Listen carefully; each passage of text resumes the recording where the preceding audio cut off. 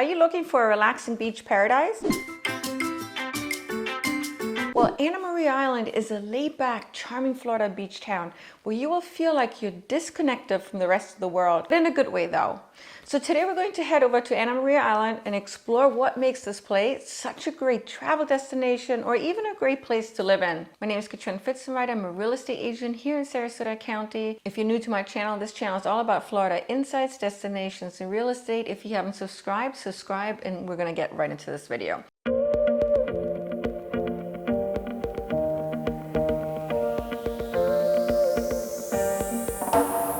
So Anna Maria Island is a 7-mile-long barrier island on Florida's Gulf Coast with a population of over 5,000 permanent residents. Sarasota is just to the south of Anna Maria Island. I live in Sarasota, and as somebody that lives here in Sarasota, I have to say that Anna Maria Island really does add to the Sarasota living experience because it's so accessible to us. So we're going to be coming in from Sarasota. We're going to go over the Ringling Bridge, around St. Armand's Circle, onto the Gulf Drive, which is the main road, which will take us up the island. So we're going to be heading north, and along the way, we're going to be stopping at several different places that I think are great places for you to check out. And our ultimate stop is going to be at Bean Point Beach. Anna Maria Island is made up of 3 cities. You have Anna Maria, Holmes Beach, and Bradenton. This island used to be a hidden paradise. Not a lot of people would know of it. These days, people are coming from all over the world to vacation and relax here. It's also a popular destination with honeymooners who are looking for a more low-key escape. Though the island has a quaint, beachy feel, there are lots of activities the whole family can enjoy, including fishing, kayaking in the mangroves, paddleboarding, bicycling the island, parasailing, and even horseback riding in the water. I haven't tried it yet, but I know a lot of people have and they love it. What gives this island a laid-back feel is that people tend to be really friendly on the island. They're casual here. There are no high-rise buildings, and instead you'll see lots of cute cottages. And that's because there are strict mandates as to what types of constructions are allowed. The 5 most popular beaches, arguably, on this island include Coquina Beach, Bradenton Beach, Holmes Beach, Manatee Beach, and the more remote Bean Point Beach, which is my favorite, on the northern tip of the island. Our first stop is Coquina Beach, which for many visitors is their favorite beach on the island.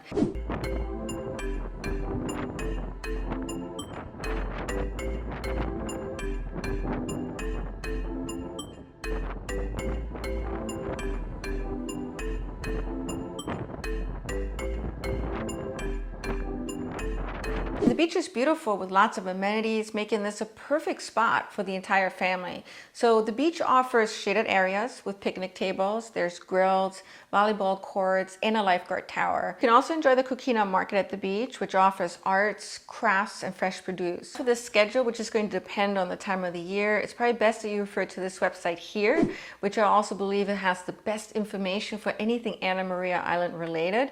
I will add the link in the description section for easy access as well. Today's a very windy day, as you can tell from this video, but typically this 22-acre beach is known for the soft sand and calm blue warm water.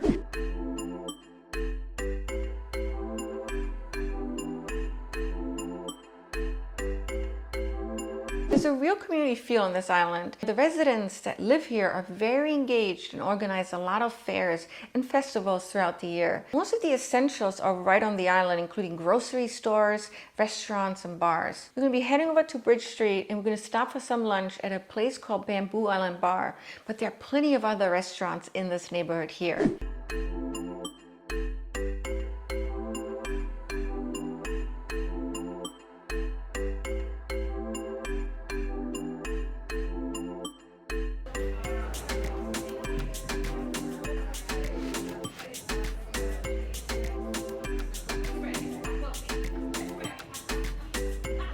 Now, this restaurant is inspired by gourmet foods from many different countries, which includes Brazil, and that means great tasting caipirinhas as well. And for those of you who don't know what a caipirinha is, it's the national Brazilian cocktail. It's typically made with cachaça, so give it a try. After lunch, be sure to visit the historic Bridge Street, which is in walking distance, which at one point was the only access to the island outside of arriving by boat. Now, you can walk along the side streets. There's plenty of other restaurants to choose from, some of which offer really nice bay views, and there's some really nice shopping around here too. So then the Bridge Street area is where you're going to want to come for shopping shopping, right?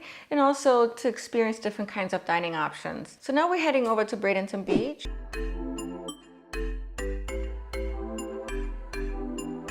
So Bradenton Beach is known for the fishing piers, and it's also less crowded. It was incorporated in 1952 and over 1,200 people live in this area. On Bradenton Beach is a cafe called Drive Café, and I absolutely love coming here in the evening to enjoy amazing sunsets and cocktails.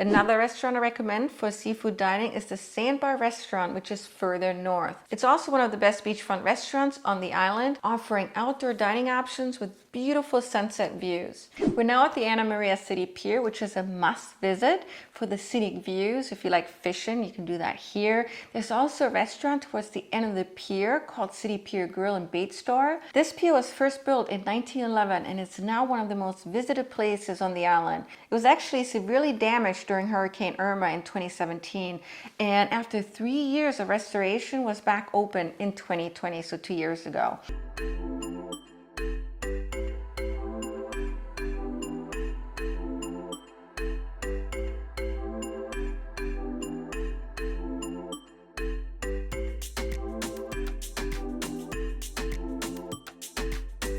Now we're heading over to our last destination, which is Beach Point Beach. On the way, we will stop at Reel Pier, which is just a short drive away from the Anna Maria City Pier. Reel Pier is also very popular. It's yet another option for views, dining and fishing. This pier is about half the size of the City Pier and it costs about $2 to fish, which is actually very budget friendly. Towards the end of the pier is a renovated restaurant that serves breakfast, lunch and dinner, either on a covered outside deck or inside seating. All right, so now we're getting close to Bean Point, which is a remote beach on the very northern tip of the island.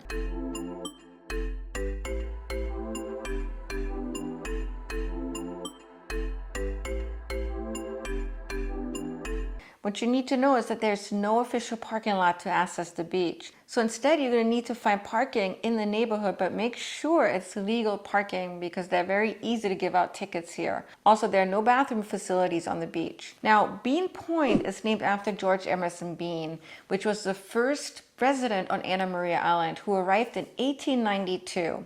This beach is my favorite by far because it has such a natural, untouched feel. And it's also less trafficked, right? Because it's much harder to get to and there's not a lot of parking here, but offers killer water views towards the Sunshine Skyway Bridge and the Edgemont Key National Wildlife Refuge.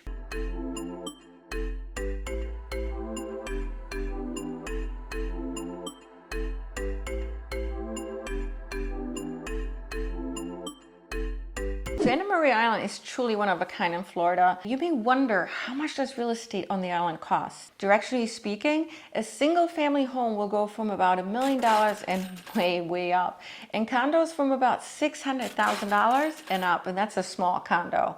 If you enjoyed this video, please like this video, subscribe to this channel for Florida related insights, including real estate and destinations. Now, if you're interested for real estate on Anna Maria Island or in Sarasota County or Manatee County in general, I would love to partner up with you, show you some properties and help you get the property you desire. Thank you so much for hanging out with me today and watching until the very end. I always appreciate it when you do. Take care.